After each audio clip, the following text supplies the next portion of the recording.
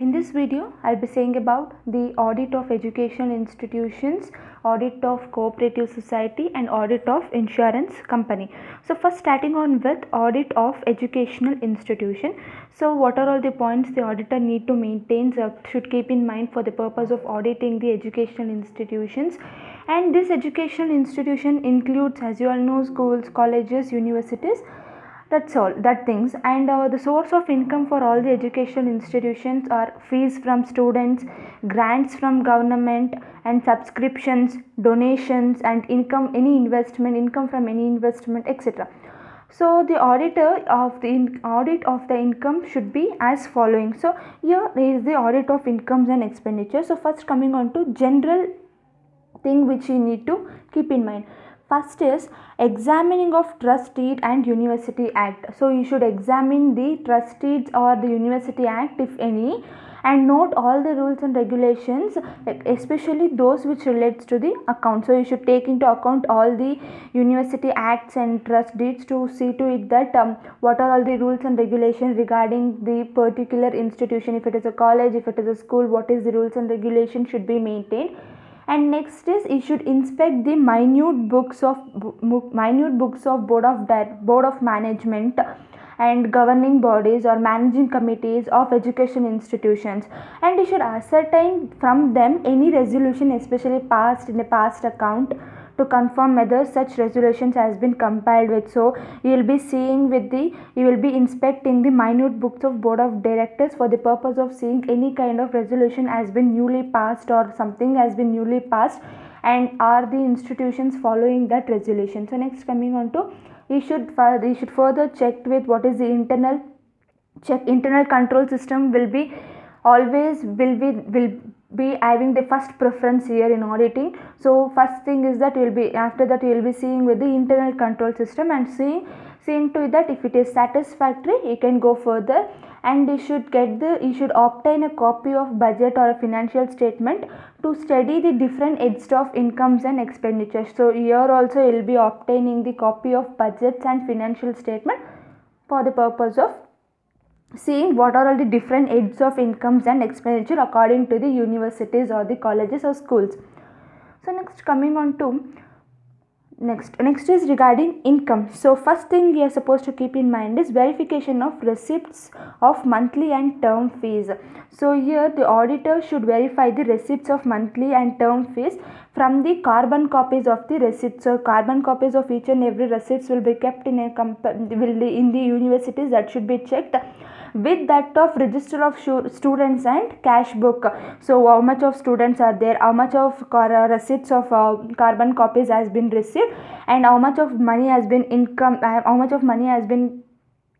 inward to the company to the university should be checked with the help of cash book. So next coming on to next point is compare the receipts of admission fees with that of application form of the admission.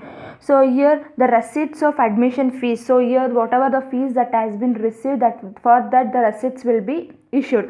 So that receipt should be compared with application form. So here how much of application has been taken into acceptance and how much of fees has been received from that application, that should be verified. So next is urge the receipt of examination fees. So any kind of examination fees paid by an student means that need to be verified with reference to proper documentary evidence. So if examination fees is paid, so that will be having they will be having a receipt for the payment of examination fees, that need to be verified.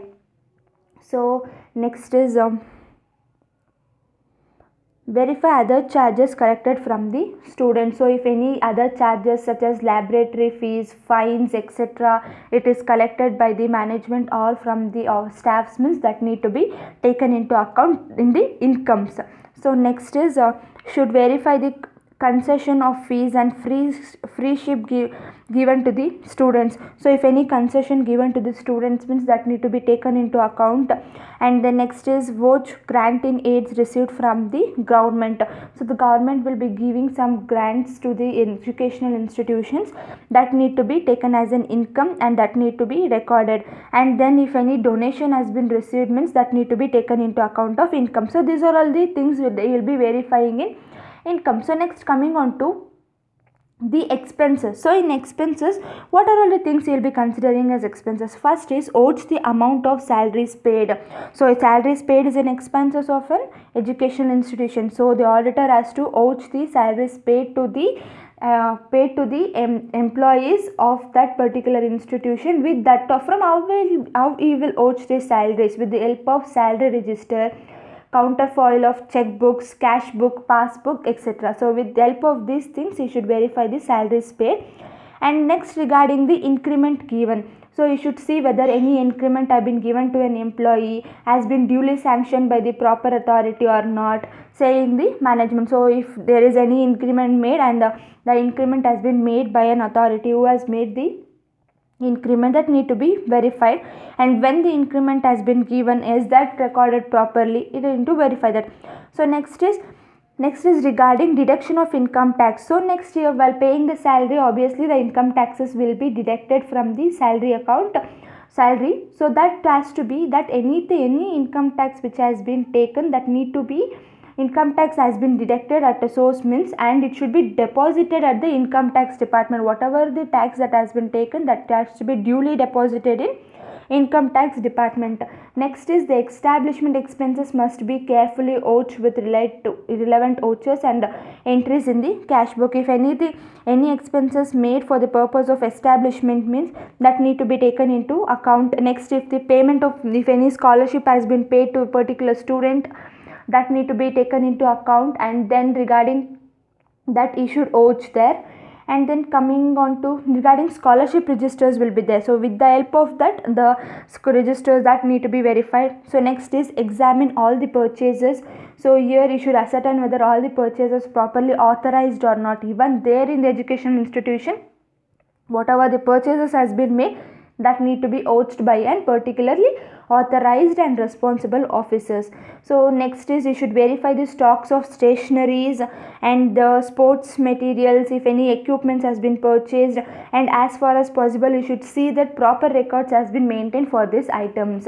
So next, coming on to, you should ensure that adequate depreciation has been provided and fixed assets. So if there is an furnitures or the equipments means, that what is the depreciation given on that particular assets, that need to be verified.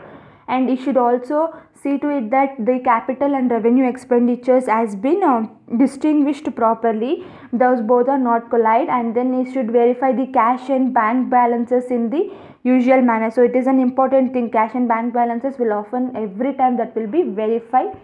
And then you should see that the investment regarding representing prices. So if they are given any kind of prices means, on what basis they are given, on what endorsement they have been given, and that should not be mixed up with any other investment. So if it has been given as an investment, that investment as a price or something means, that should not be taken into various any other expenditure.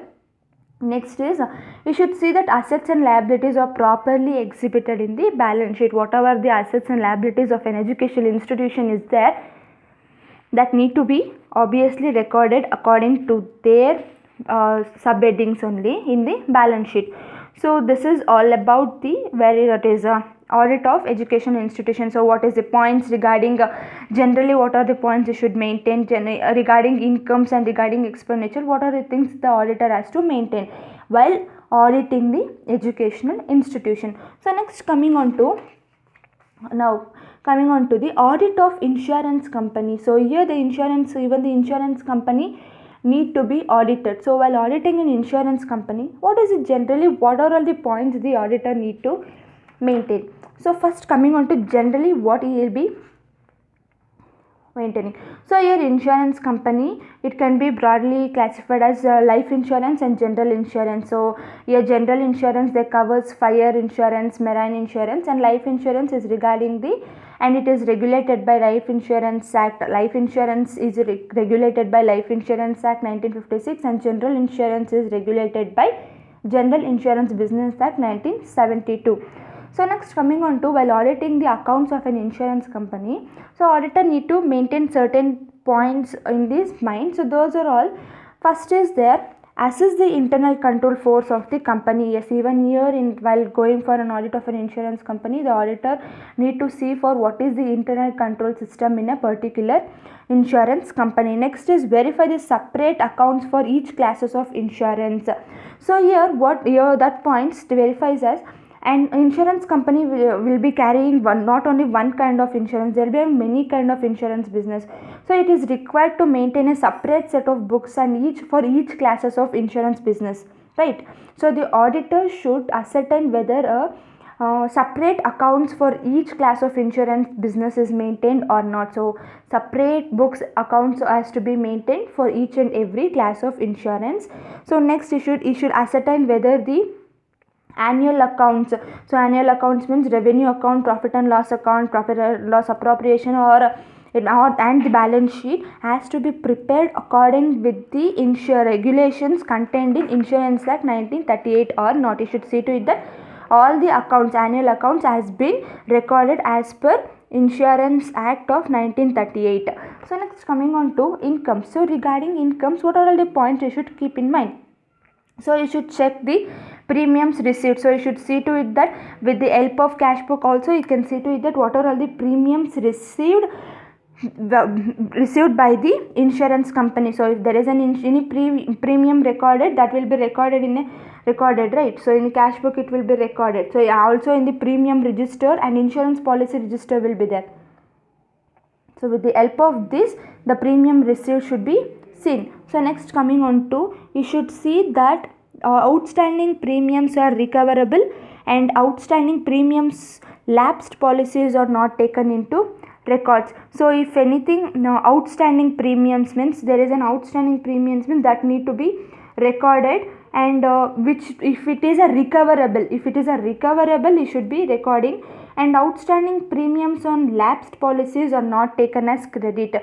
So if it is a policy is itself a lapsed means the premium will not be receiving that, so that cannot be taken as a credit or that cannot be taken as an income in an insurance register. So next coming on to, you should check the receipts of annuity granted. If any annuities has been granted in a particular year means that need to be taken into account with the help of necessary documents and evidences.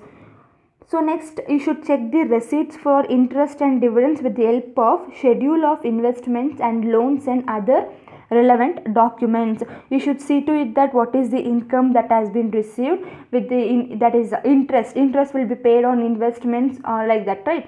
So you should see with the help of related document of investment. When it comes to dividend, you will be seeing with any kind of share certificates is there means you will see from that what is the dividends payable, and you should see to it that all the incomes, all the interest and dividends has been collected up to the date. So next coming on to the expenses. So while auditing the expenses, of insurance company, what is that you need to keep in mind? So you should examine all the claims paid. So if it is an general insurance on fire, general insurance like fire insurance policy means if there is a fire in a particular person's godown. So for example, a person has taken a godown fire insurance for his godown. So this in the godown the fire has been occurred. So insurance company has paid a claim for that. So that need to be examined regarding all with the help of all the OHS. So next is claim admitted but not paid should be taken into account as an expenses. So here the claim has been admitted for that person who has taken the insurance. The claim will be admitted but the money will be not paid yet. The money will be paid in future, but it is for a present year. So if it is for a present year means that will be taken into account as an expenses. Next is all the claims should be debited. As usual, anything given that will be debited.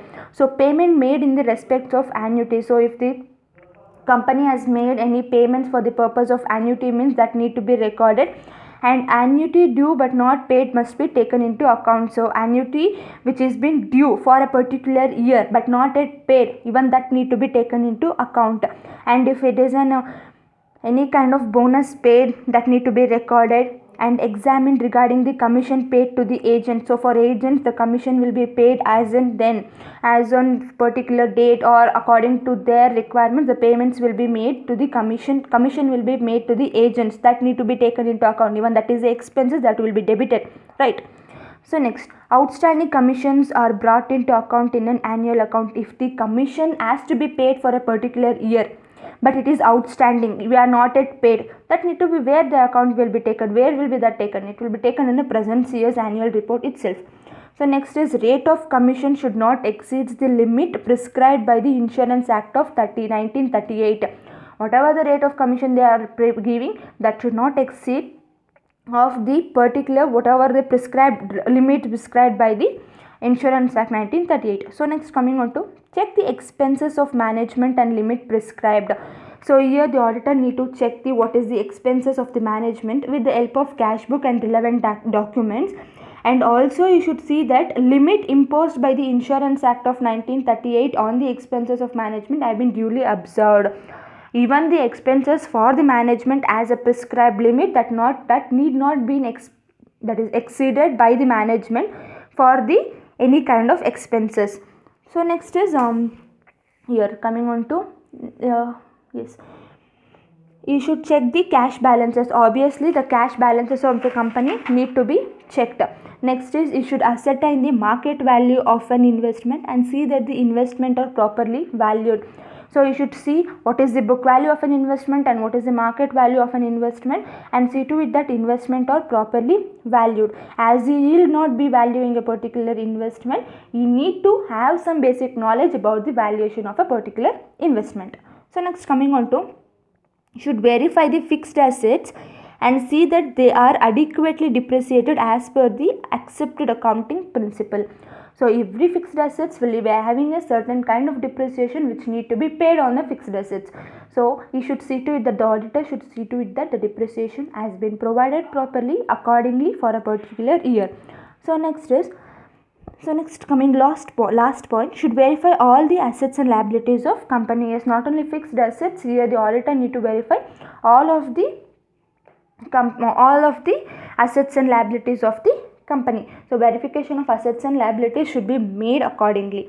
So next, coming on to audit of cooperative society. So here when it comes to cooperative society, there is what are all the things the auditor need to maintain. So it is some kind of and society where the members will be joining the society for the purpose of getting the loans, right? So this is something of cooperative society. So here audit as per section 17 of the Cooperative Societies Act 1912. So what are all need to be maintained? What are the things the auditor need to keep in mind while auditing the cooperative society? So first is register to be verified. So the auditor need to verify the register. So what are all these registers? So first is property and investment register need to be verified. So there that includes how we will be verifying regarding the date of acquisition, when that property has been acquired, when the investment has been acquired, what is the cost price or the market price of the particular investment, so what is the depreciation of that property, and what is the interest on a particular investment. So that need to be verified. So next is, if there is any fixed deposit means that need to be seen. So what is the fixed deposit maintained in the particular society. Next, you should you should verify the passbooks to see to it that what is the loan given and what is the balance payable of loan. So next, coming to second point, that is shareholding. So here the members can hold least of 2. So they can have at least 20% of total number of shares and shares value of ₹100 each. So here each members they can have a 20% of total number of shares. So what is the share value? You can have at least 20% of shares, and each share should be valuing ₹1,000 each. So next, coming on to the loans. So here regarding loans can be given to members only. In case of societies who are all the members of that particular society, they will be getting the loans, and loan can be given to another registered society by passing a special resolution. So if the loans has to be given to any other register any other society means a special resolution need to be passed for giving the loan for any other societies. So next, regarding investment of funds. So here the auditor need to see to it that where the investment of fund has been made by this particular society. Is it in central or the state government, or the investment has been made in shares, bonds, debentures, etc. So this need to be verified, because the cash incomes, cash outflows will be knowing there. So So next is appropriation of profit. So see here 25% of the profit should be transferred to the reserve. So you should see to it that when the reserves, whatever the profit he has been earning, whatever the profit the society is earning, on that profit 25% should be kept as a reserve. Right, done. This is all about this. You need to keep in mind about this particular thing. So next is contribution to charitable purpose. So if the society has made any contribution for a charity purpose means you should see to it that should not it should not be exceeding 10% of the net profit. So any kind of charity made, that should not exceed 10% of the particular net profit. So next is overdue debts. So here the overdues will be classified as overdues from 6 to 5 years. So this will be considered as an overdue, and you should also see to it that anything taken into account as a overdue which should exceed 6 months. Here it should exclude 6 months and up to 5 years, and less than 6 months will not be considered as an overdue. And then next you should also see to it that what are the provision made for the debts which they can't be made. So here the good debts and bad debts both will be there, no? So you should verify what is the provision made. So next last is interest on overdue debts. So any interest received on an overdue debts that need to be recorded. Obviously that is an income that need to be recorded in the particular books. So this is all about audit of a cooperative society. So what are all the points the auditor need to be kept in his mind while auditing a particular cooperative society. So this completes your chapter number 5.